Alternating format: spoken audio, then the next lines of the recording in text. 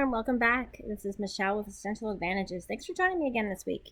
So, did you ever go through some sort of experience in your life and look back on it later on and say, well, I could have totally done that differently. I wish I knew what I knew now back then.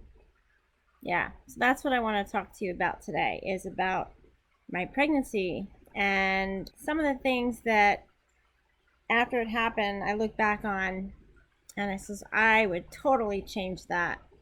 And if you're in that situation right now where you're pregnant and you're trying to grab all the information, hopefully this information will help you on your journey. I'm done having babies, but and I'm blessed with two beautiful little boys. But if I could go back in time and change some things around about how the logistics of things have been done, I would. So let's jump into it. So, growing up since I was a little girl, I always knew that I wanted to have my own kids. So, after we got married, we tried it. It did take some time, but once I conceived, I was elated. I was the type that wanted to read all the books and be prepared for all the things.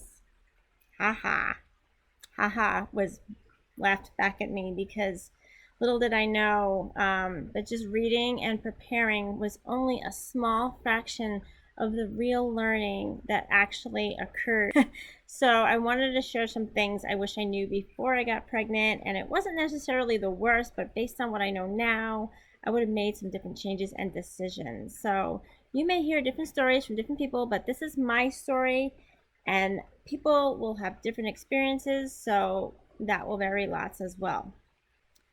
So one thing I wish I wouldn't have done was eat extra. You hear the saying, oh, you're eating for two. And I think they mean in terms of nutrition, not in terms of quantity and calories. I didn't hold back. I gained additional weight that was most difficult for me to lose afterwards.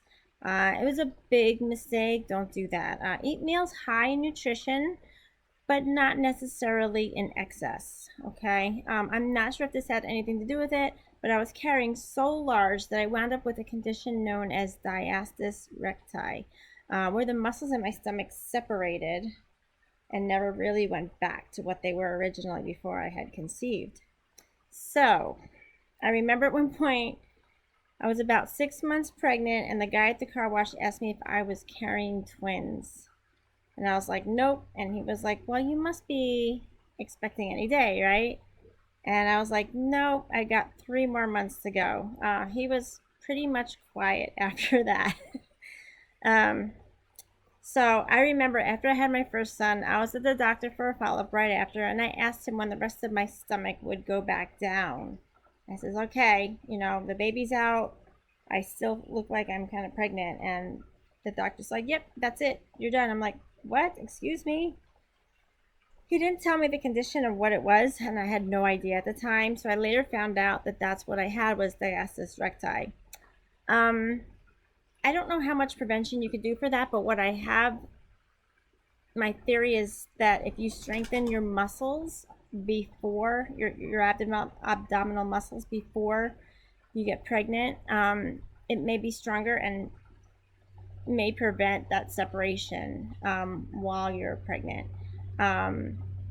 Plus the fact that I ate so much, I don't know if that contributed as well. But yeah, if I ever get pregnant again, probably not. But if I have, I would, or if I could turn back time, I would not have eaten so much in excess. I would still eat healthy amounts, of course. Don't like diet or anything, but I would still eat healthy amount, but not in excess.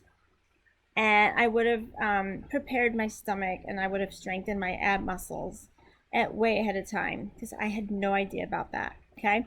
Another thing I wish I would have done differently is saying no to getting induced.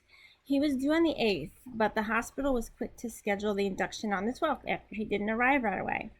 Mind you, there was no risk or no issue, and some of my friends were even waiting 2 weeks up after the due date before getting induced, which is still pretty safe.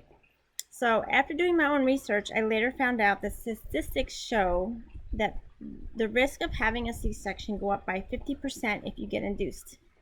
You know what happened to me when I got induced? Yep, I had to get a C-section, emergency C-section. The labor wasn't flowing as expected after they induced me, so they said, okay, well, your body, is not, uh,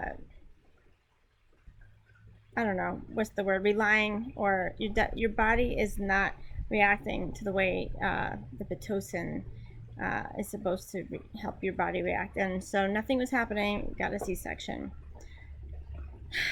Like I said, if I knew what I knew now, right? Your body will know when it's time, and I wish I would have let it happen naturally.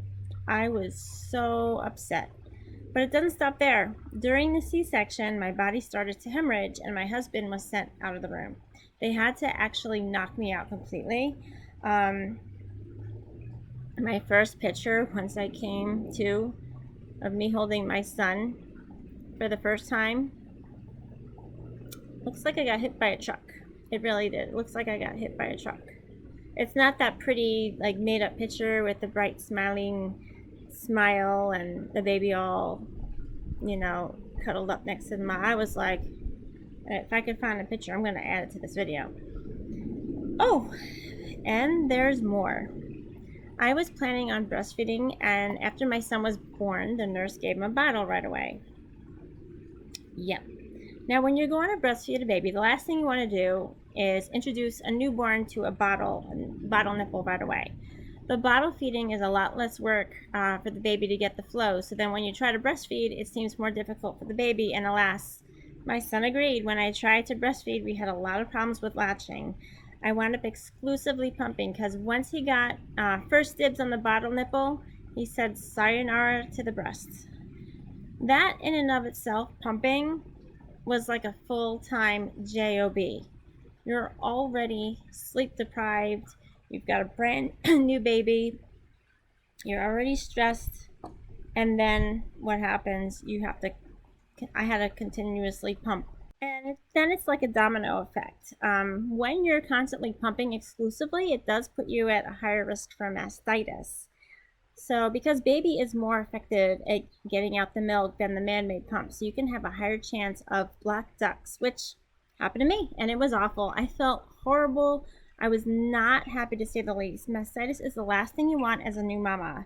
I had to go on antibiotics, and even though they said it was okay to feed the baby my milk, I somehow, in my gut, I didn't feel right about feeding my baby my breast milk with my antibiotics in the system. So I dumped the milk and I stopped and I put him on formula. And yes, I did. I felt horrible about it. I had that mommy guilt, but something in my gut told me not to feed him my milk with antibiotics in it, so I stopped. I guess you can say one thing leads to another. So if I hadn't gotten induced, I may have not had a C-section. And if I didn't have a C-section, I may not have had issues with breastfeeding. And if he was able to breastfeed, my chances of getting mastitis may have been lowered at risk, and I possibly would have been able to breastfeed him longer. So it's like one thing that leads to another, right? But we learn from our mistakes, right? So about a year and a half later, I was pregnant with our second son.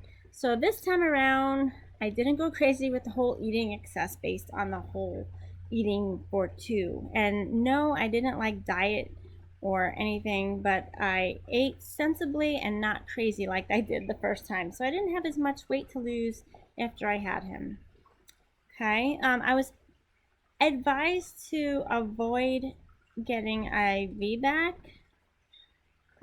So I did schedule a C-section for the second one as well, but I told the nurse beforehand, under no circumstances is this baby to have a bottle regardless of what's going on. I wanted to be able to breastfeed firsthand. And that's exactly what happened. He latched on easily and breastfed well. In fact, it was funny. My husband used to joke, and he used to call him the human tick because he was constantly latched on and hungry and ate a lot, which I was like, yes, this is what I wanted. This is like so good. So I was able to breastfeed about 10 months straight. Could have been longer, but I was back to working and pumping at work and sitting in a long commute, and he started getting teeth and biting, so I was like, okay, I was okay with stopping it. But for me, it was a complete victory over my first experience, and I was super happy about it. And I didn't even get mastitis or have any issues. So it was it was like the best experience that I could have had with breastfeeding. Great bonding experience as well. If you can do it, I highly suggest you do it. No judgment against the ones that don't. It's okay. You know, we're all mothers. We all have our own lives. We all have our own experiences, and we all have our own journeys, right? So I don't tell you this to seem like it was a horrible experience. That was not it at all. I also have lots of joy in these moments. And of course, but I tell you this story on what I learned so that maybe you can avoid what I did, right? If you learn anything new from this video, please like and comment with your story and how you too wish you could have done some things differently. I would love to hear, and maybe your comments will help some of the other viewers as well. Maybe there was something about your story that was not included in my story, and I would love to hear it, right? We all are on different journeys and different paths. Also, please be sure to subscribe so you don't miss out on any future essential advantages, and because there's one every week. And until then, live well.